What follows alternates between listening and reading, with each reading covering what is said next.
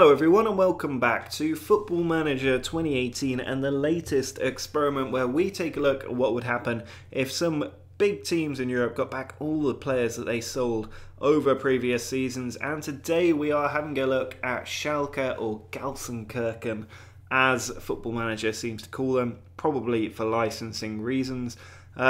They have sold quite a lot of very good players in recent times. And I can think back to when they had Manuel Neuer, who you can see now is their key player, back in goal, and they did manage to reach the semi-finals of the Champions League when Alex Ferguson was around. I think that was back here in the 09-10 season. And Neuer really made his name in those semi-finals, shutting out United, but ultimately in vain. But there have been plenty other good players since then. I'm really hopeful that Schalke can actually win at least the Europa League. I'm desperate for somebody to win a big competition or the league if possible. And if we have a look at the players they've let go over recent seasons, there's a few of them here, a decent amount, not too many. The first one, Benedict Howardez, a more recent departure, a very, very good central defender, left for Juventus recently, on loan it would appear, but has been brought back to the team where he's spent his entire career. He came through as a youth player there and is still now back at the team. I think he might be the player who missed out on the World Cup through injury and didn't get the World Cup winners medal.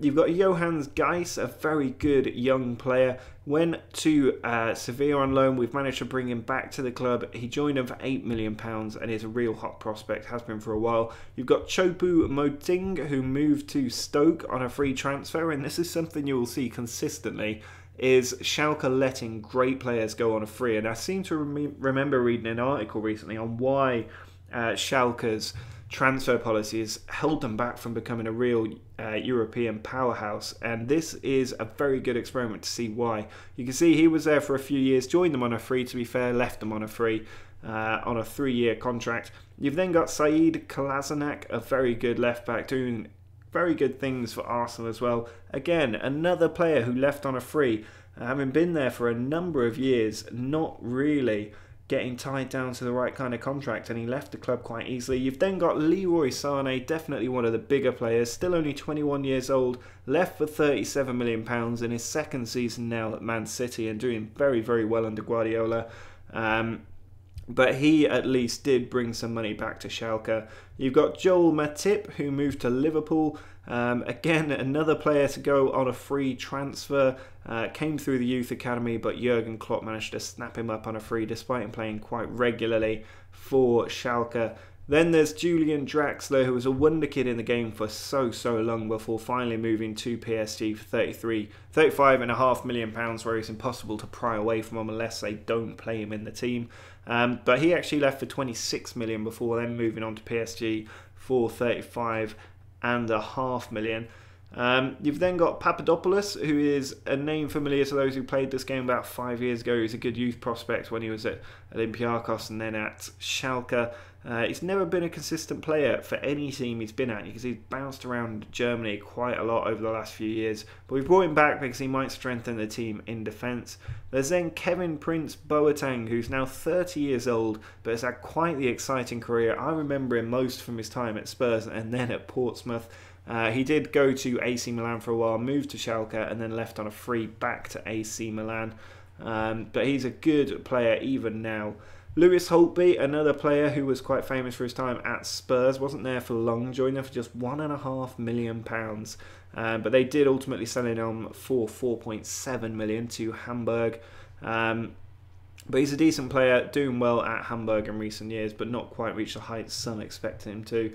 One of the bigger names, Manuel Neuer, definitely a very, very good player. Left for £26 million to Bayern Munich, which in hindsight I think is an absolute bargain for a player as good as he is, or a goalkeeper as good as he is. And I remember Manchester United were in for his signature at one point, but he signed for Bayern quite early on, ahead of the summer transfer window, and then did move on. But he was another youth academy product, made his name in that Champions League semi-final, as I was saying earlier, and has become almost famous really for being a sweeper keeper ever since then. You've also got Rafinha, who's currently at Bayern Munich as well. He went to Genoa before moving to Bayern. They got him for just 4.8 million, and he's been a consistent player for them ever since. But he was very good at Schalke, and I don't know why they let him go for so little money, but they did. And then you've got two more very big players. The first one, Ivan Rakitic, who was there. Again, another player, played a lot, left for just £2.2 million, and then went on to even bigger and better things, moved to Barcelona, big profit for Sevilla there, and he's become a mainstay of that Barcelona side. And finally, you've got Mesut Ozil, a very, very good player.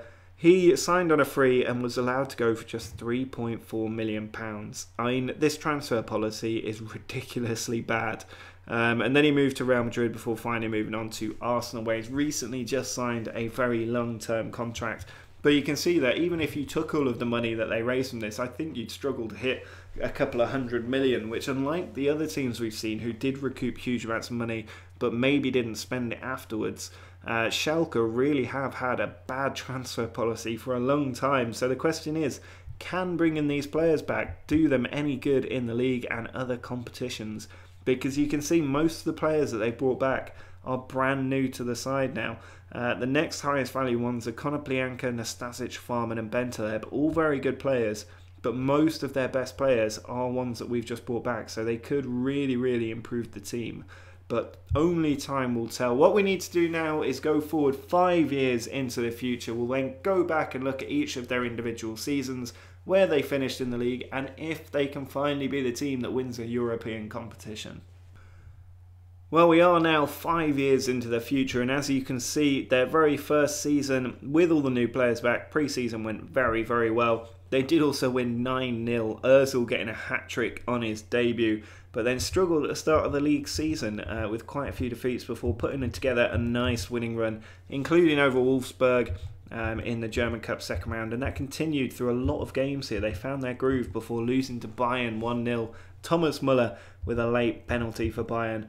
But through in the German Cup, no European football in their first season here, but through in the quarterfinals of the German Cup, 2-1 over Bochum, and then a huge losing streak here, including to Dortmund.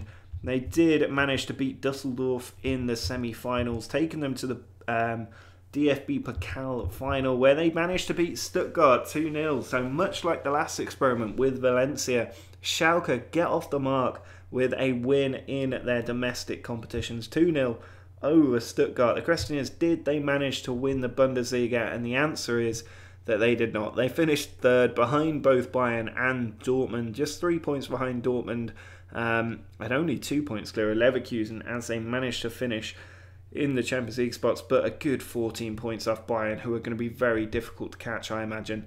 But not a bad first season. In their second season, again, a little bit inconsistent, but less defeats on the board. They beat Bayern in the Super Cup, so that's 2 cup competitions in their first 12 or so months. And they also went through in the German Cup first round before going out in the second round there, but quite a few wins in the league as well. They managed to beat Mainz, lost to Bayern 1-0, Forsberg with the goal there. And as we go further down, you can see no European football for some reason. I'm guessing they failed financial fair play, because I can't imagine why else they're not in European football. So they absolutely must have failed financial fair play, because they finished in the top 4. But that being said, they did, I think, manage to do very well in the league, coming second, just 2 points off the title, so close to winning a major European league, the first team that would have been able to do that. And if you're wondering, this is also the save where Dortmund has the very good team, so if it looks familiar, you know exactly why. But then if we go to the next season for them, they are finally allowed to play European football, and they're drawn with Barcelona, who they drew 1-1 with, and then 3-0 at home against Dinamo, a very good performance there. 3-0 over CSKA Moscow, not a very difficult group this really. Through in the German Cup, drew with Moscow, lost to Barcelona at home, and then beat Dinamo 4-0, so almost certainly making the knockout stages. Knocked out of the German Cup in the third round, and then drew 1-1 at home with PSG. A last-minute goal for Koulibaly, keeping PSG in it, and in the return leg, they were beaten, or they drew 1-1, but they were beaten, I think, on penalties there. very, very unfortunate to go out like that, especially after that 90th minute equaliser for Koulibaly. But they were knocked out of the Champions League. It doesn't look like their league season went all that well either.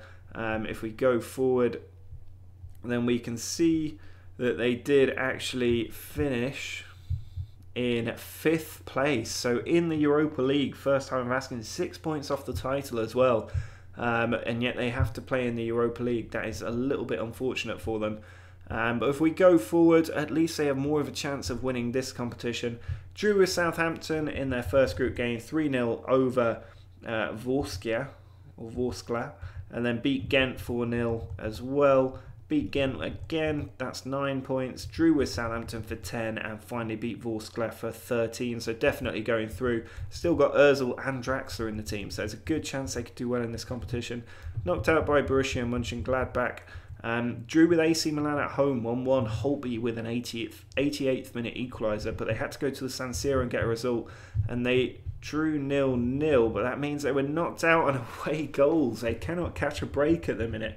And in the league, again, not doing too well. So many draws there, and it meant that in the following year, again, they finished 5th. So another crack at the Europa League, 1 point behind Dortmund, and knocked into the Europa League.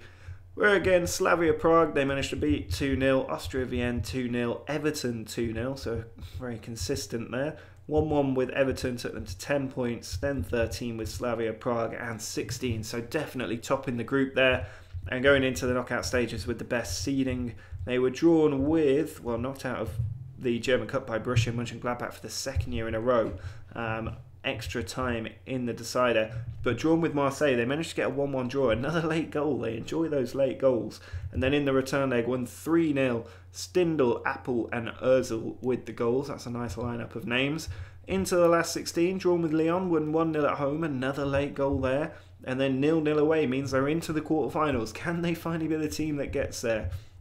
Next up, it's Celta Vigo, 3-1 away from home. Sane scored in the first minute, but then beaten by Celta Vigo 3-1. They needed a 2-0 home win, and they did. They got a 2-0 home win, exactly what they needed. 2 goals in 4 minutes, taking them to the Europa League semi-finals, where they were drawn with Liverpool. Beaten 2-1 at Anfield, not a bad result. You can see from their lineup, still a very strong team here, with the likes of Ozil, Sane, Rain Adelaide's quite good, Rakitic is in there, Geis is in there. But in the return leg, they won 1-0, which means they went through. They went through. They definitely went through on away goals. So Schalke into the Europa League final. Can they be the first team in about 6 of these experiments to actually win a European competition? It's the final of the seasons that we're looking at as well, the 5th one here. And in that final, they did. They beat Napoli. Finally, we have a European competition winner. Ajax were the previous closest team, with them each in the final of the Europa League, but losing in that final to Manchester United. Now we have Napoli, who managed to win the Europa League 1-0. Joel Matip with the goal. They got Howardez in there, Matip's in there, Rakitic is in there, Ozil, Sane, Geis all in there.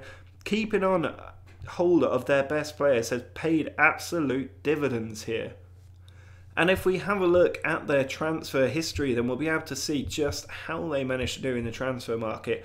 You can see all the players brought in here. They didn't sign anyone, but £15 million out. A lot of players going on loan as well. If we go to the top, the players they sold, Choupo-Moting went for £7 million, Franco De Santo went, Papadopoulos went, but really holding on to most of their big players, which other teams haven't been able to do. The following year, obviously struggling with financial fair play. They saw a lot of players leave. Ralph Farman went, but they still had Neuer. Kura went, Konoplyanka went, Strambuli went, Koke went, Grotska went on a free. The following year, 45 million brought in, still not having signed a player, but Kolasinac and Nastasic both leaving. The following year again, they signed some players on free, but no money spent even now. You can see Brelin Bolo left for 34 million. Bentaleb went as well. So a few big names leaving, but they managed to hang on to most of them, and finally they were able to spend money, and they did as well. Miranda brought in, Lecadia brought in, Stindl, the player who scored we saw, all brought into the team. But players out, you've got McKennie, I don't know who that is, Harriet going as well. And And then a few other players too. Julian Draxler going on a free to Monaco. Let's have a look at this McKennie guy. He's American and is actually a natural Schalke player. So he is a wonder kid to keep an eye on if you're looking for players to sign. But finally, we have a European winner. It's not the Champions League, it's the Europa League.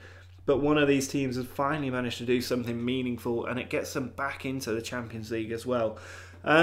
So that's going to be it for this experiment. I'm not sure whether to do another one of these. Do drop a like on the video if you'd like to see any more of these. Make sure to let me know who you want to see as well. I'd love to be able to pick a team who would then go on and win the Champions League. That's the dream. But I'm not sure I really want to do too many more of these. But let me know in the comments what you think. You can also drop a like on the video, subscribe to the video if you're enjoying these kinds of experiments. Make sure to support the channel on Twitter and Patreon if you can, using the links in the description. But until next time, see ya!